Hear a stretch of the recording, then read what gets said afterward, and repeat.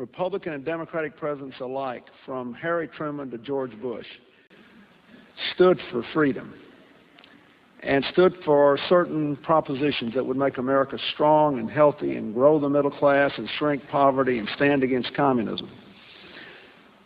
And after 1989, President Bush said, and it's a phrase that I often use myself, that we needed a new world order. You were both in Skull and Bones, the secret society. It's so secret we can't talk about it. What does that mean for America? The conspiracy theorists are going to go I'm on. sure they are. I don't know. I haven't seen the web. Number 322? First of all, he's not the nominee. And, look, I look forward... Are you prepared to lose? No, I'm not going to lose. You both were members of Skull and Bones, a secret society at Yale. What does that tell us? Not much, because it's a secret. We have before us the opportunity to forge for ourselves and for future generations a new world order, a world where the rule of law, not the law of the jungle, governs the conduct of nations. When we are successful, and we will be, we have a real chance at this new world order, an order in which a credible United Nations can use its peacekeeping role to fulfill the promise and vision of the UN's founders.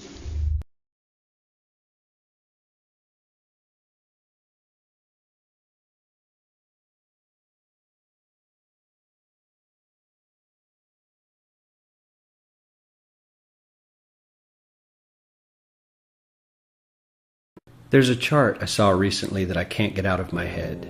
A Harvard business professor and economist asked more than 5,000 Americans how they thought wealth was distributed in the United States. This is what they said they thought it was.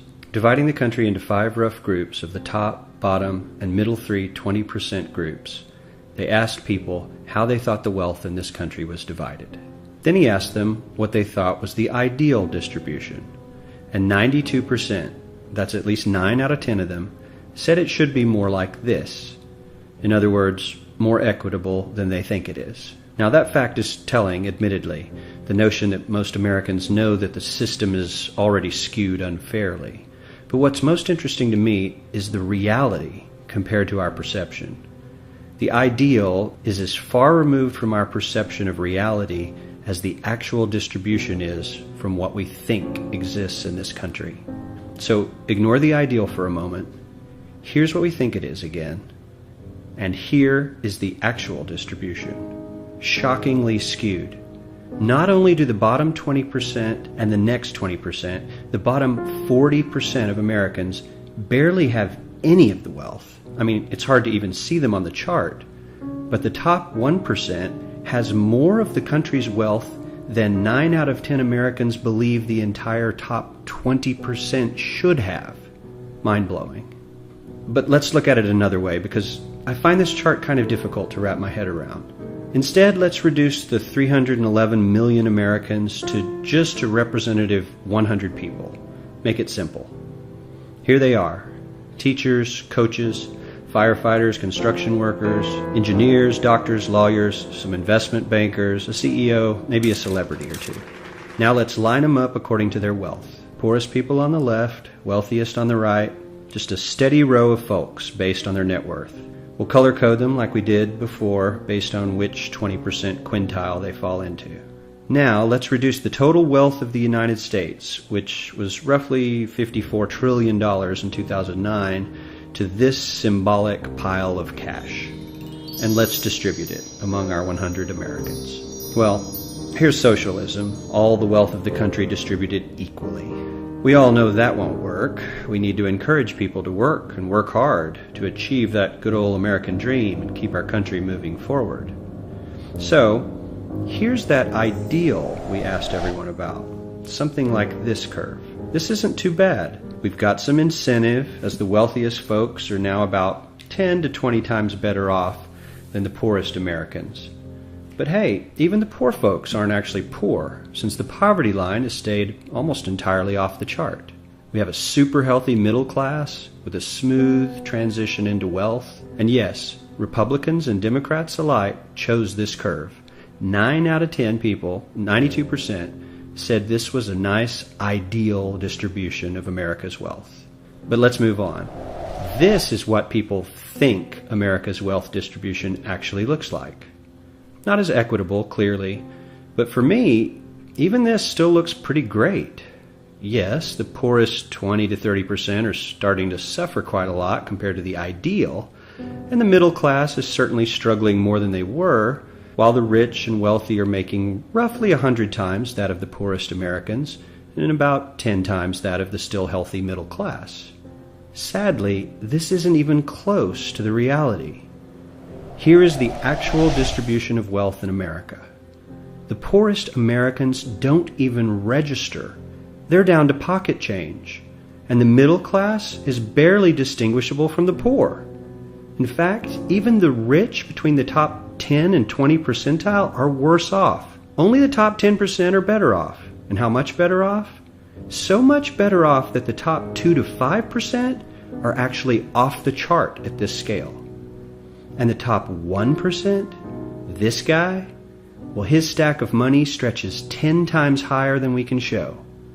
Here's his stack of cash, restacked, all by itself. This is the top 1% we've been hearing so much about. So much green in his pockets that I have to give him a whole new column of his own, because he won't fit on my chart. 1% of America has 40% of all the nation's wealth. The bottom 80%, 8 out of every 10 people, or 80 out of these 100, only has 7% between them. And this has only gotten worse in the last 20 to 30 years. While the richest 1% take home almost a quarter of the national income today, in 1976 they took home only 9%, meaning their share of income has nearly tripled in the last 30 years. The top 1% own half the country's stocks, bonds, and mutual funds. The bottom 50% of Americans own only 0.5% of these investments, which means they aren't investing. They're just scraping by. I'm sure many of these wealthy people have worked very hard for their money, but do you really believe that the CEO is working 380 times harder than his average employee? Not his lowest paid employee, not the janitor, but the average earner in his company. The average worker needs to work more than a month to earn what the CEO makes in 1 hour. We certainly don't have to go all the way to socialism to find something that is fair for hardworking Americans. We don't even have to achieve what most of us consider might be ideal. All we need to do is wake up and realize that the reality in this country is not at all what we think it is.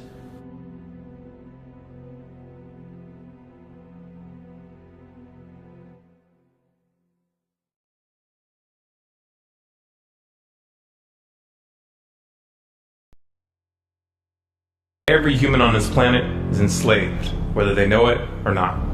This is not the crude and primitive slavery of ancient times. It does not rely on whips and shackles to keep the oppressed in their place.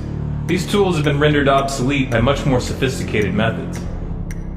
That most of the enslaved are unaware of their condition and would in fact argue fiercely that they are free is a testament to the effectiveness of these invisible chains. You've heard the expression, money makes the world go round. There's truth in that. Money is the prime motive for human labor in modern civilization. If you want food, shelter, and clothing, you must have money. And unless you're part of that tiny minority that has more money than they could ever spend in their lifetime, then you must work, beg, or steal for that money. That's why you get up in the morning and go to work, even if you hate your job. And that's why the specter of unemployment is more terrifying for most people than the prospect of spending 50 years of their life performing menial tasks within the confines of a fluorescent-lit cubicle. Of course, in Western countries, some are fortunate enough to have pulled away from the brink and do not live in fear that their basic needs will be met, at least for now. And yet they keep spinning the hamster wheel. Why is that? Could it be because money and the bling that it buys have become symbols of status and prestige? Money offers an illusory form of social validation, but even those who are not caught up in distinguishing themselves by how much they accumulate still must acknowledge the social stigma that comes with poverty. The combination of these primal motivators, the need for food, shelter, clothing, and social validation, is a very powerful force. It's enough to drive humans to engage in all forms of activity, even to the point of harming themselves or others in the process. The accumulation of money is therefore an accumulation of social and psychological power, and those who control the creation of money control this power at its source. So who controls the creation of money? Well, in the case of the US dollar, it's not the government. This shouldn't be an earth-shattering revelation. The fact that the Federal Reserve is a private institution owned by a cartel of the world's most powerful banks is quickly becoming common knowledge. Even the mainstream media doesn't deny it at this point. However, the full extent of what this means is only clear when you understand how the banking system really works. And unfortunately, this isn't something we're taught in school. Once you have it explained to you in simple terms, you'll understand why. Every dollar in circulation is loaned into existence by a bank. The process begins with the Federal Reserve when they loan out money to the US government and to other entities. You've probably heard this talked about before, especially in regards to the interest rate on those loans, which the Federal Reserve raises and lowers depending on economic conditions. But what's never talked about in the mainstream is the fact that the Fed isn't actually loaning out money that they have. They are merely typing those dollars into existence on a computer. You may be inclined to believe that this money is based on some physical backing like gold, but you would be mistaken. The Federal Reserve hasn't owned any gold since the 1930s. The Federal Reserve does not own any gold at all. We have not owned gold since 1934. So we have not engaged in any gold swaps. When the Federal Reserve loans money to the US government gives the Federal Reserve government bonds in exchange. These bonds are simply written promises to pay back the money that was loaned to them with interest through taxation. So to be clear here, the government is taking out a loan from a bank that is creating that money out of thin air, and they're expecting you, the taxpayer, to cover that loan. The absurdity of this arrangement is even more obvious when you realize that up until 1913, the US government created its own money and had no need for a bank to play the part of a middleman. That new money loaned out by the Federal Reserve enters circulation through the banks, accumulates in the banks, and in the end, the banks end up holding all the cards. Not necessarily for the reasons you may imagine. Contrary to popular belief, the majority of money in circulation isn't actually created by the Federal Reserve, but rather by the ordinary banks that businesses and individuals use for their checking, savings, and mortgages. How is this possible? Well, like the Federal Reserve, ordinary banks are allowed to loan out money that they don't have. There are, of course, restrictions. Banks are only allowed to loan out 10 times the amount of money that they actually have. So if Wells Fargo has $1,000, they can loan you $10,000, and they expect you to pay back that $10,000 plus interest. This is called fractional reserve banking. 75% of all money in circulation is created in this manner. Now, as bad as this may seem, this is really only the tip of the iceberg. Most banks structure payment plans so that for many years, you're paying almost nothing but interest, and only start paying down the principal gradually. The result of this strategy is that in most cases, you pay far more in interest when you purchase a house than the house itself is worth. So here's the real question. If all money is created through loans, where does the money come from to pay for the interest? Let's say we reset the system to zero, loan $1,000 into existence, and charge 7% interest. We now have a total of $1,000 in the system, but we owe $1,000 plus interest, and that's more. The interest ensures that there's always more debt than money in circulation, because the money to pay the interest doesn't exist. Never has, never will. This would be obvious if there was only one loan being issued to one person in this manner, but when performed on a global scale, the reality is hidden and is transformed into a game of musical chairs where the person ending up without a seat faces bankruptcy and financial ruin. Because every dollar in existence is tied to a debt, this creates an unseen force that draws those dollars back to the banks, kind of like gravity attracts a physical object to Earth. The catch here is that it's the labor of the people that moves that money. Every hour that you work to pay back a loan or to keep the government from throwing you in jail over income taxes is an hour worked for the banks. The total receipts from personal income taxes just barely covers the interest on the national debt. And even the principal for that debt all ends up back in the hands of the banks. And remember, that bank created that money out of nothing. Once you understand that the money that banks loan out isn't actually an asset, but is in fact a piece of legal fiction, it should be clear that you're working for these banks for free. This is a cleverly disguised form of slavery. If you manage to pay your monthly payments, then you are a successful slave, and you are allowed to keep the material comforts that come with that status. But if for some reason you fail to make those monthly payments, then the bank or the IRS comes to take your house, your car, and anything else you have of value. And if somehow, even with this enormous financial advantage, the banks still get themselves into trouble, you, the taxpayer, will be forced to bail them out. No matter what, the banks win. To say the game is rigged is an understatement. You might be inclined to think that if you live outside the United States and you don't use dollars, then this situation has no bearing on your life.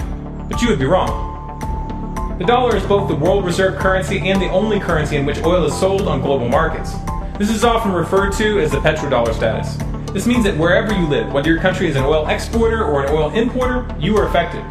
If your country is an oil importer, then you are affected by the fact that in order to keep your country running, you have to acquire dollars. To acquire those dollars, you have to send goods and services to the United States or to someone else who did.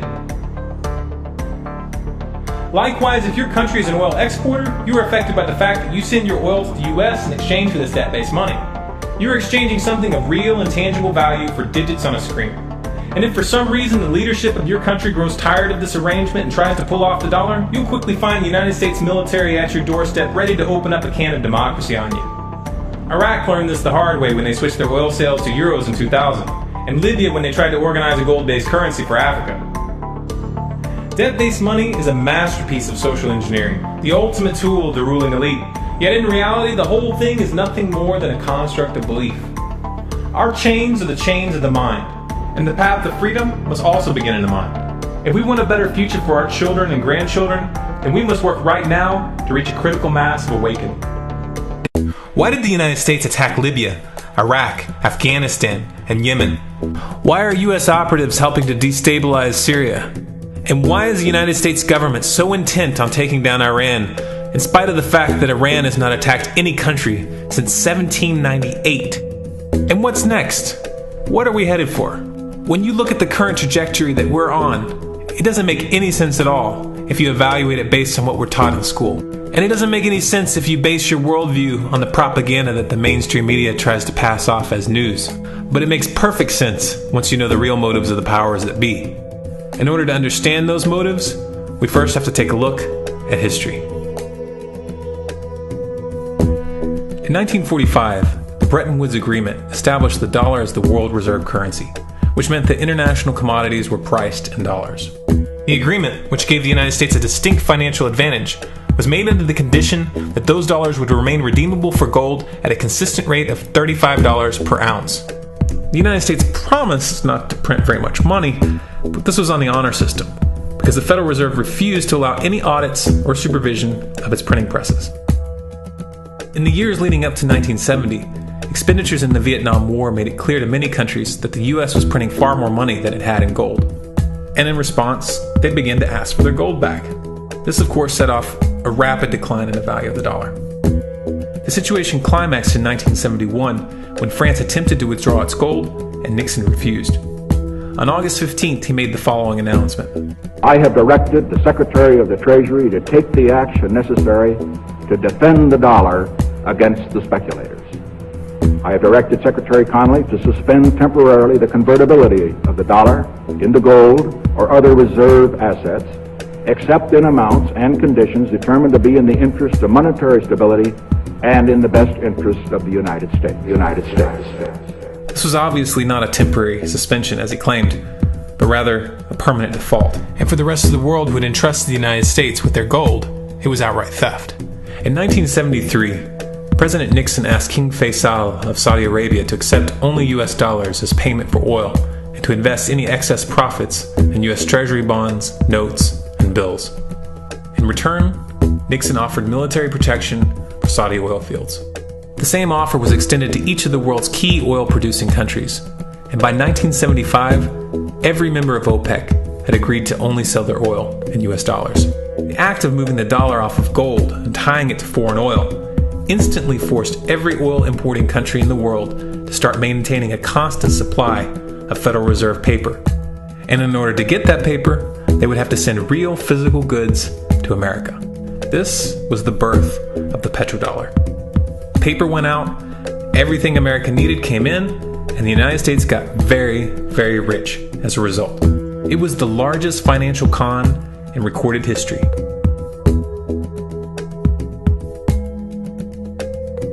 The arms race of the Cold War was a game of poker. Military expenditures were the chips, and the U.S. had an endless supply of chips. With the petrodollar under its belt, it was able to raise the stakes higher and higher, outspending every other country on the planet, until eventually U.S. military expenditures surpassed that of all other nations in the world combined. The Soviet Union never had a chance. The collapse of the communist bloc in 1991 removed the last counterbalance to American military might. The United States was now an undisputed superpower with no rival. Many hoped that this would mark the beginning of a new era of peace and stability. Unfortunately, there were those in high places who had other ideas. Within that same year, the U.S. invaded Iraq in the First Gulf War. And after crushing the Iraqi military and destroying their infrastructure, including water purification plants and hospitals, crippling sanctions were imposed which prevented that infrastructure from being rebuilt. These sanctions, which were initiated by Bush Sr. and sustained throughout the entire Clinton administration, lasted for over a decade and were estimated to have killed over 500,000 children. The Clinton administration was fully aware of these figures. We have heard that 500,000 children have died. I mean, that's more children than died in Hiroshima. And you know, is the price worth it? I think this is a very hard choice, but we think the price is worth it. Miss Albright, what exactly was it that was worth killing 500,000 kids for? In November of 2000, Iraq began selling its oil exclusively in euros. This was a direct attack on the dollar and on U.S. financial dominance, and it wasn't going to be tolerated.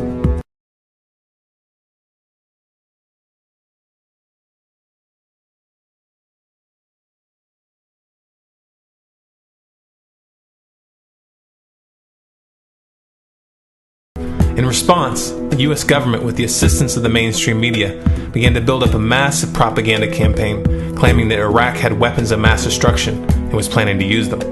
In 2003, the U.S. invaded, and once they had control of the country, oil sales were immediately switched back to dollars. This is particularly notable due to the fact that switching back to the dollar meant a 15 to 20% loss in revenue due to the euro's higher value. It doesn't make any sense at all unless you take the petrodollar into account.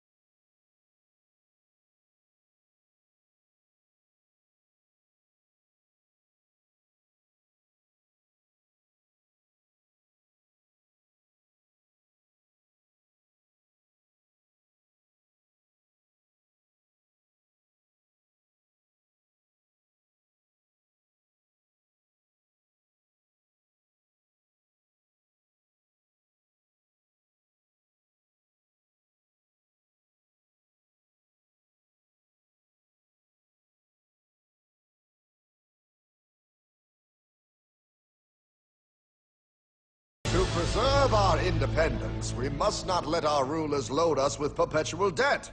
We must make our choice between economy and liberty or profusion and servitude.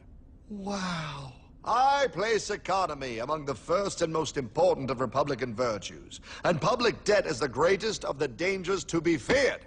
It is incumbent on every generation to pay its own debts as it goes. We must have a central bank to secure this country's finances.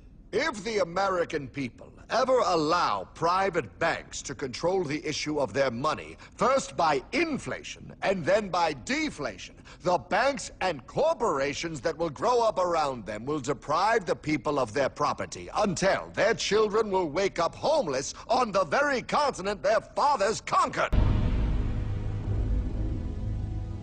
For we are opposed around the world by a monolithic and ruthless conspiracy that relies primarily on covert means for expanding its sphere of influence. What's happening? Where am I? I believe perhaps you understand now, pal. but you are afraid. JFK. Hartman, what does this have to do with my house and my dog? Oh, okay, that's enough. I want to go home now. This is the last president to stand up to the Fed. You must see. On June 4, 1963, President Kennedy signed Executive Order 11110. This executive order empowered the U.S. Treasury to issue real money without the Fed. It would have worked. Kennedy's plan to dismantle the Federal Reserve machine had begun. 6 months later, John F. Kennedy went to Dallas and never returned. No way. No way they could do that. The new president, Lyndon Johnson, threw out Kennedy's order. And since JFK, no president has dared confront the secret powers behind the Federal Reserve. They consolidate bigger and bigger banks, print more and more money, accountable to no one, decimating our nation's wealth for the benefit of a few. Why? Why do this?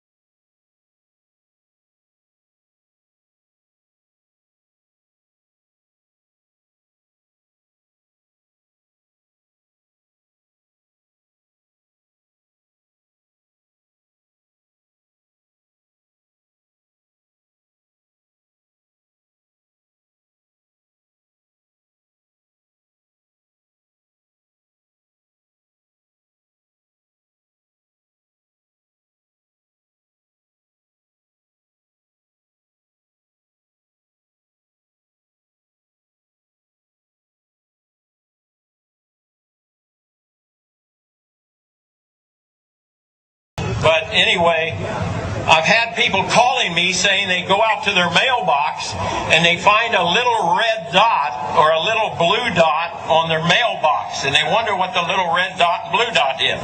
Well, it's marking your mailbox by the government, so when foreign troops come in here on us after martial law, if you have a red dot on your mailbox, they take you out immediately and shoot you right in the head. But if you have a blue dot, they take you to the FEMA camps being built by Halliburton right now to house 50 million Americans. They're building enough concentration camps in America by Halliburton that Cheney's getting rich off of, Vice President Cheney's getting rich off of, to put those with the blue dot on your mailbox in those concentration camps. Now, if you go out and you find a pink dot on your mailbox, that means that they believe you'll be a good slave and you're going to go along with the program and serve our international Antichrist masters. So watch for that dot.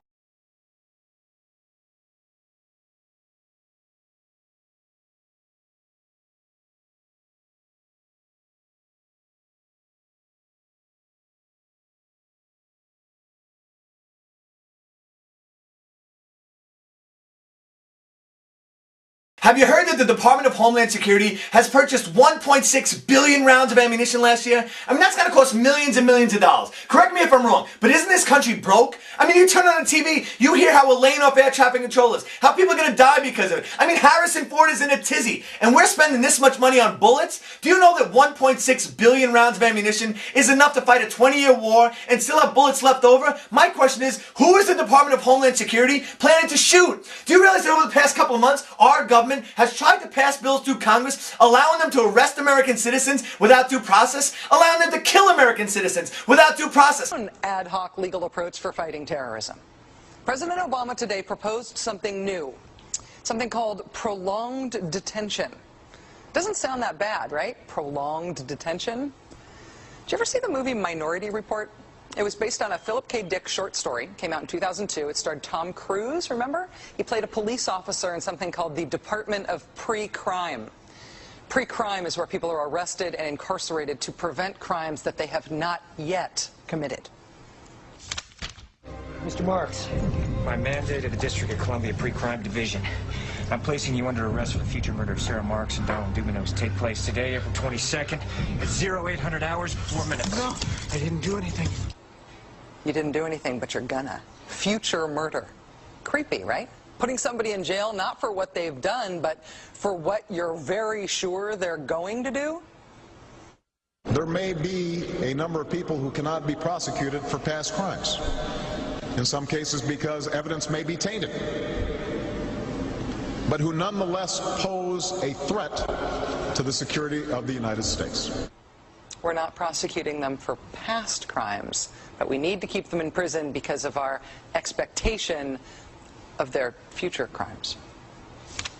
Al-Qaeda terrorists and their affiliates are at war with the United States, and those that we capture, like other prisoners of war, must be prevented from attacking us again. Prevented.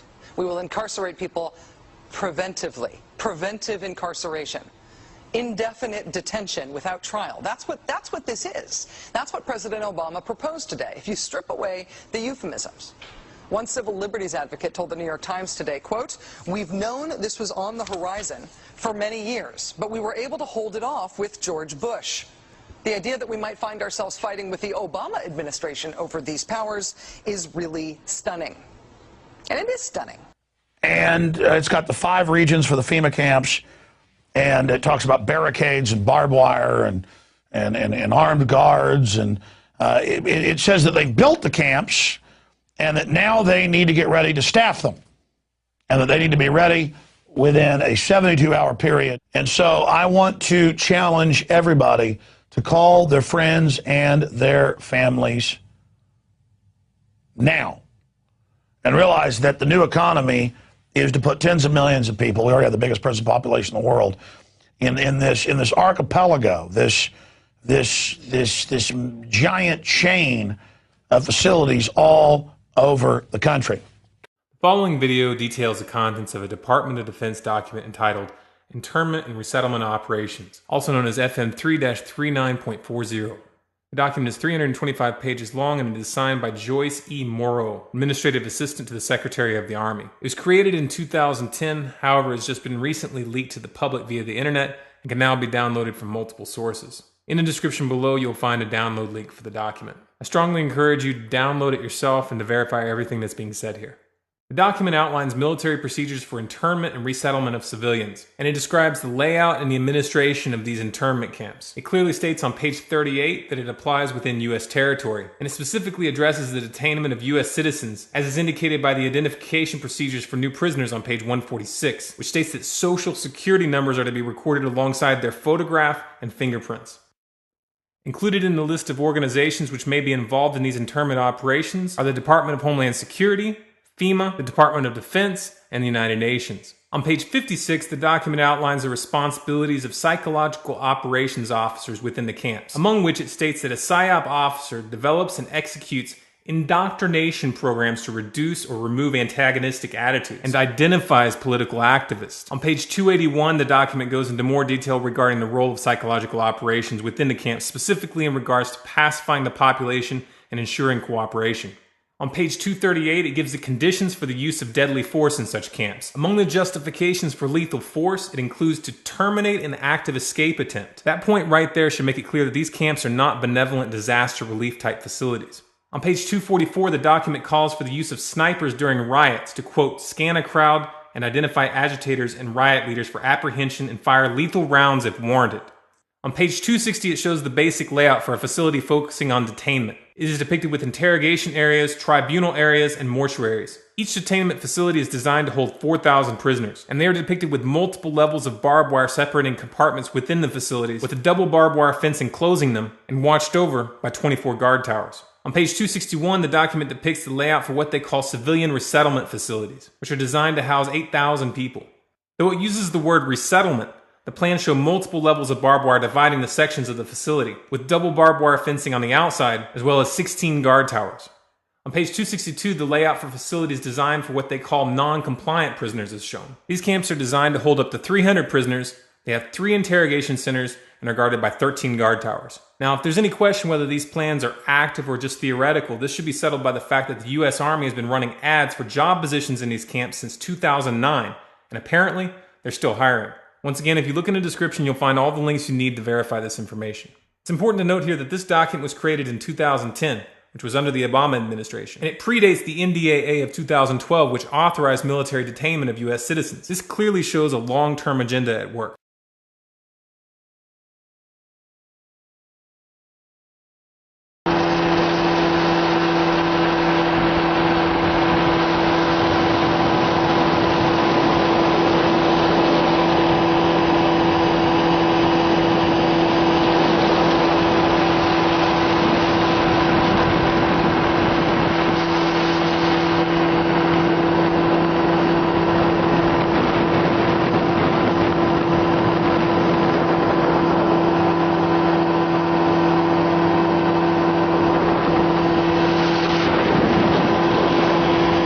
Listen to this, folks. I was pulled to the side road, which was a new cut gravel dirt road in front of a business, a builder supply business. And the right side of the road was filled with, which I thought was portable toilets. I never looked at them that close. Same in color, maybe black, but which was an odd color. And I asked him about the field of black boxes. What were they? Because I'd never seen anything like that. And his statement was that if he told me, I would be one of few people in Madison, Georgia that knew about them. And he says they're disposable coffins, I believe he told me. And he says there's 100, at that time he said there was 125,000 there. And the brother of the man that owns this field, that the government is leasing this field from to store these disposable coffins, this brother was given 3 years to set up temporary morgues around the country.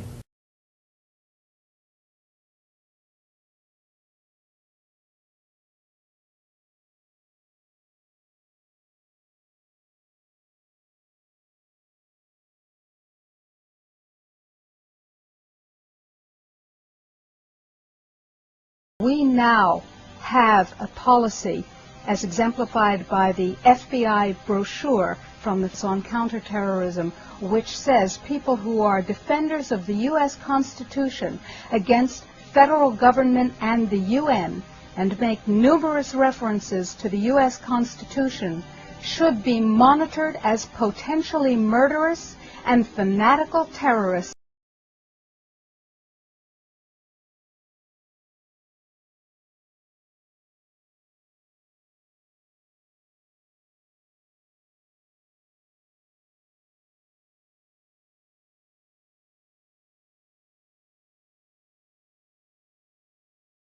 Department of Justice memo, which tells local police what should you be looking out for in kind of everyday terrorism prevention and terrorism watch activities.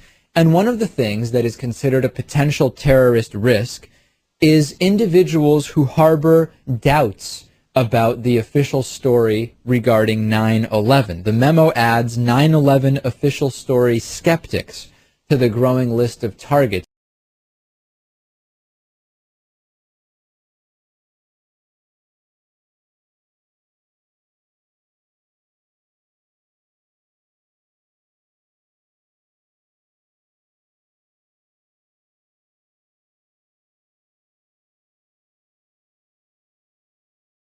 If you go outside the city of Atlanta, go east about 60 or 70 miles to the town of Elberton, and then go north on Highway 77 about 10 miles, you'll find off to the right what's called the Georgia Guidestones. It looks kind of like Stonehenge, these big, huge granite rocks set up there.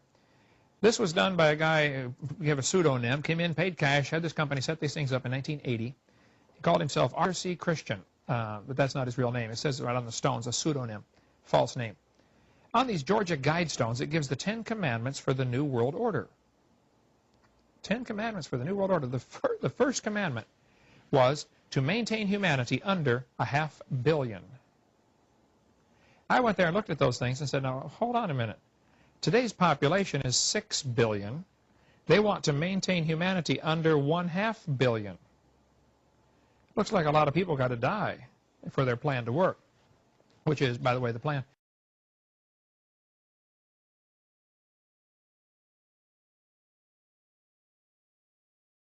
Jacques Cousteau said we'd have to eliminate 350,000 people a day.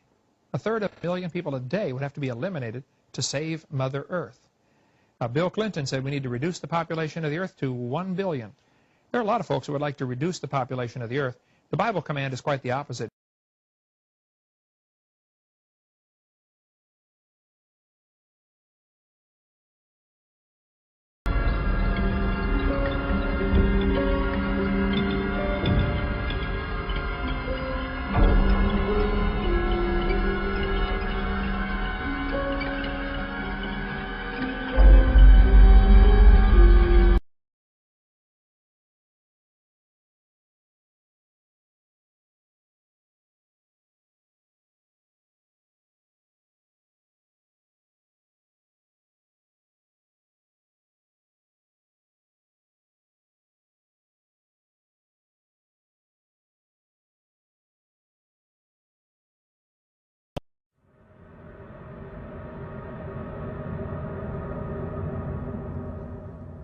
My friends, the information that you are about to witness from all of my years of research is the most important. It's been hidden in plain view the entire time. This is the ultimate secret, and it's about to be exposed.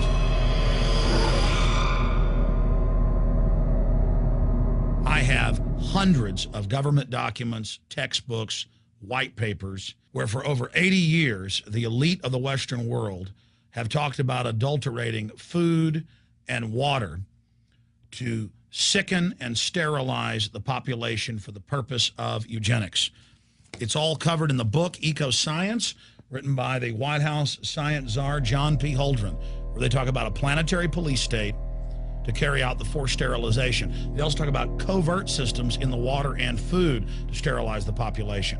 Now, this was written decades ago, before he was White House science czar. Now, suddenly, the stuff in this book is all over the news. They're selling it to the public as if it's a good thing. You see here before you what an average person would buy when they went shopping at the store. Not everything here is bad for you, but much of it has compounds and artificial chemicals that have been added that are extremely toxic and bad for your health. And they have known this the entire time, and they have approved them for use. Let's start with aspartame.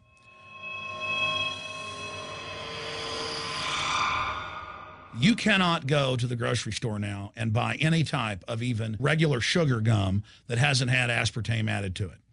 In the 1970s, Searle tried to get it approved, and they couldn't. It took them 3 separate times because in their own studies with monkeys, large portions of them that were fed it died and contracted cancer. Now we have mainstream news articles, and the EU has done a major study finding lower birth weights, early birth, and yes, miscarriages from women that drink aspartame-laden soft drinks like Coke Zero. What is aspartame? It is the fecal matter of the E. coli bacteria. They took it and genetically engineered it.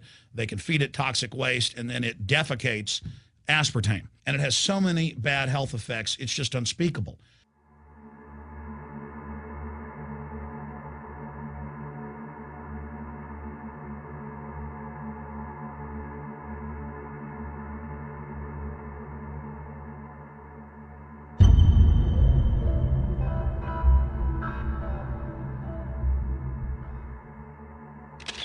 This is being done by design. It's also very, very addictive.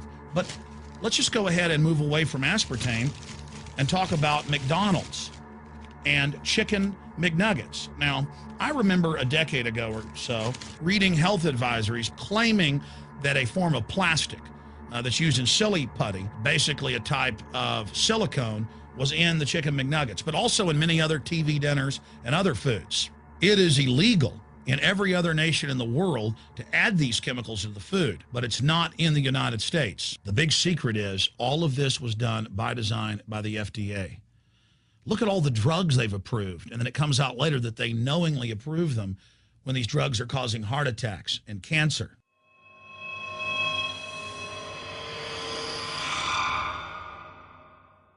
In the Nuremberg trials, it came out that the Nazis were adding sodium fluoride to the water supply in the labor camps and death camps to make the population more docile and controllable. There had been hundreds of university studies before Hitler even came to power. This is a form of forced medication. They admit that 1 part per million of sodium fluoride more than doubles the chance of bone cancer in boys and men. As the public became educated in the last few decades, the government and industry's response was to not just put it in water, but to start adding it to thousands of products like children's water that's mixed with their formula or with their cereal. They started adding as much as 900 parts per million in things like powdered eggs. It causes reductions in IQ. It increases sterility or lack of fertility, and it's being added to so many of the daily staples that we consume. We'll get back to food additives in a moment. But first, I wanted to look at genetically modified organisms.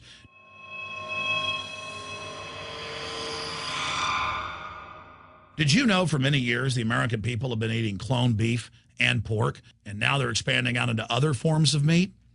Let's look at salmon first. Major university studies conclusively have proven that the type of genetically modified salmon that is actually a cross species, they've mixed other animal genes in with it, that when this fish is introduced with wild natural salmon, within 40 generations, all of the natural salmon are extinct. And the FDA approved this.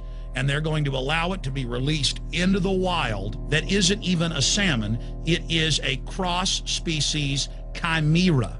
It is a mixture like something out of the island of Dr. Moreau, something out of a nightmare.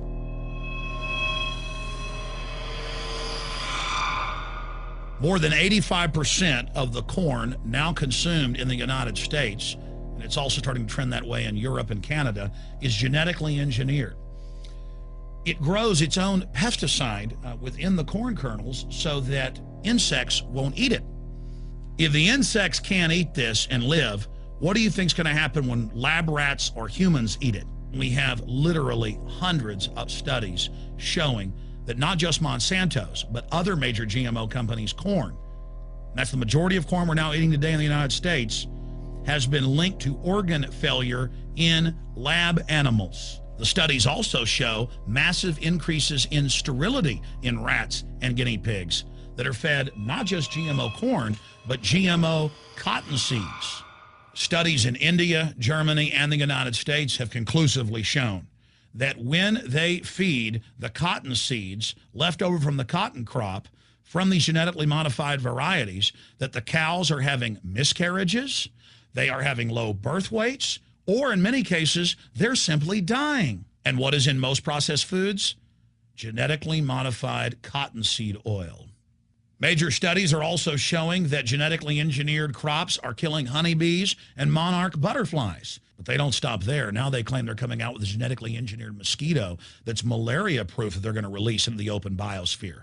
The very genetic code of the planet is being butchered in a hostile corporate takeover. Many years ago, an executive from Monsanto was quoted in National Geographic as saying that that is their program, that they want to basically have their crops and their organisms take over the entire biosphere of this planet. And the major genetic engineer companies have focused mainly on 8 major food crops. Now they're expanding out into hundreds and hundreds and hundreds of other plants, literally changing the genetic code of the planet. This is a genetic dictatorship. This is genetic vandalism. And that's why the Rockefellers, the United Nations, and others have built these giant armored seed vaults all over the world, not just at the Arctic Circle. And they admit they're doing it in case all of this gets out of hand, that they'll have a type of Noah's Ark. So all these fake environmental groups, they never complain about this. They never talk about true environmental degradation. They want to put a tax on carbon dioxide that humans exhale, that plants respirate from and carry out photosynthesis with, as a way to shut down industrial society and control every facet of our lives. That's the big secret. This is a population reduction program. It is an epidemic. The sperm count has dropped in the Western world exponentially. Even the government has been predicting within another generation, almost everyone is going to be sterile. This is the globalist religion. This is their philosophy. They want the planet for themselves. The UN has said that their stated plan is an 80% population reduction. You've heard Ted Turner call us useless eaters and feeders and say that 80% of us need to be killed. You've heard Prince Philip say he wants to come back as a virus to kill the majority of the world population. Dr. Eric Pianka, Peter Singer, it's all over the news where they tell us that we should only have one child because more than one is bad for the environment and that the recession is good for lowering our carbon footprint. This is the big secret. We live in a scientific dictatorship, and the United States and England are the epicenter of this, and it's expanding worldwide. Remember all the secret testing, all the secret sterilization that went on in the United States and Europe. Remember what Hitler did. He learned all of that from the eugenicist and the Rockefeller family in the United States. This is a culture of death being pushed on you and your family. And even if you think the world is overpopulated, you need to understand that you're being targeted by this as well. Targeted by design. Recombinant bovine growth hormone in your milk, making 8-year-old girls go into puberty when they should be going into puberty at 12 or 13. Silicone in chicken McNuggets and hundreds of other processed foods. Aspartame, that is the feces of genetically engineered bacteria that has incredible health problems that have been proven. Think for yourself. It goes on and on. ABC News, this goes back 4 years ago. Viral meat spray, advancing food safety. They spray a live virus on the meat to supposedly kill the bacteria. This is a live vaccine they spray on most of the meat you're consuming that you're buying from the store. It gets even worse. The petroleum distillates, or toxic waste that's left over from petroleum refineries that refine oil into gasoline, they take these tens of millions of pounds of toxic waste that's left over, the fluoride, the mercury, the lead, and they dump it on crops as supposed fertilizer. And what do crops like tomatoes and corn and potatoes do? They pull in all of those toxins out of the ground. In fact, scientists for many years have used plants to actually detoxify areas that have been contaminated. And those plants are pulling all of this up, and then you are eating it. That's why the Washington Post reported in January of 2008 that a major study found that nearly a third of the 55 popular brand name foods and beverage products were filled with mercury. Despite the fact that the people of Europe for over 20 years have fought off all the genetically modified wheat and corn and other crops being planted in their nation, now the EU is buckled and is accepting it. The United States is literally a testing ground for all of this. It's just automatically approved. And the people that work for these corporations, they're compartmentalized. They don't know what's going on. The people that work at these stores, they have no idea what's happening. This is affecting all of us. This is hurting everyone. Many different forms of cancer are growing by thousands of percentage points. Diabetes, all these different diseases. And in major studies, it's all been linked to the toxic additives that are in our food, our water. And I haven't even had time to get into MSG. I mean, I've interviewed brain surgeons, neurologists, scientists. I mean, it just devastates the brain. It's an excitotoxin. It destroys the liver, and it is in tens of thousands of products. We can say no. We can stand up. But if you've got a neighbor giving fluoride water to their baby, please go over and warn them. If you got a neighbor that's sitting there eating MSG-filled chips, one after the other, warn them. You've got a responsibility. If you know people that are feeding processed foods filled with GMO, warn them. And for God's sakes, don't give it to your own children. If you want to kill yourself, that's your own business. But don't hurt your children. Don't do this, ladies and gentlemen. There's been a bit of an uproar this past week due to Obama's signing of a recent bill that has become affectionately labeled the Monsanto Protection Act, or H.R. 933.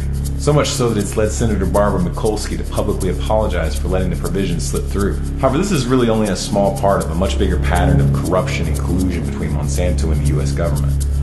Senator Roy Blunt, a Republican from Missouri, who crafted the wording for H.R. 933, has been accused by Senator Jon Tester of having collaborated directly with Monsanto in the creation of the provision. This shouldn't be surprising considering that Monsanto is one of Blunt's top campaign contributors.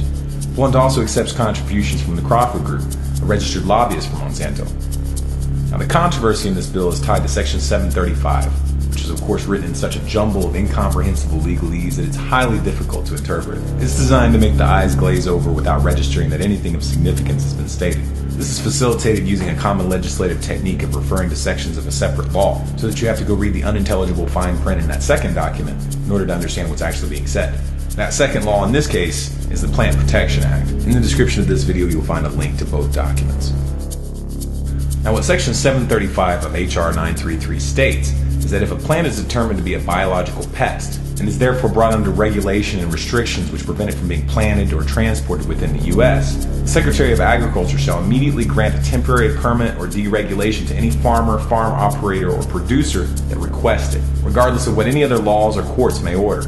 Now, the word genetically modified organism isn't mentioned here, and that's part of the skillful way that this was designed to slip through. Only someone who knows that by default genetically modified organisms are considered biological pests until they've been approved by the Department of Agriculture, and that they are reclassified as pests if shown unsafe, would understand the implications here. To distill this down to one sentence, if a farmer wants to grow a genetically modified plant that's been outlawed because it's been found to be harmful to the environment or human health, all they need to do is contact the Secretary of Agriculture, and they will be immediately issued a permit to cultivate these plants. Essentially, it makes it impossible to stop a genetically modified plant from being used in the United States, regardless of any laws or rulings that are made to outlaw them.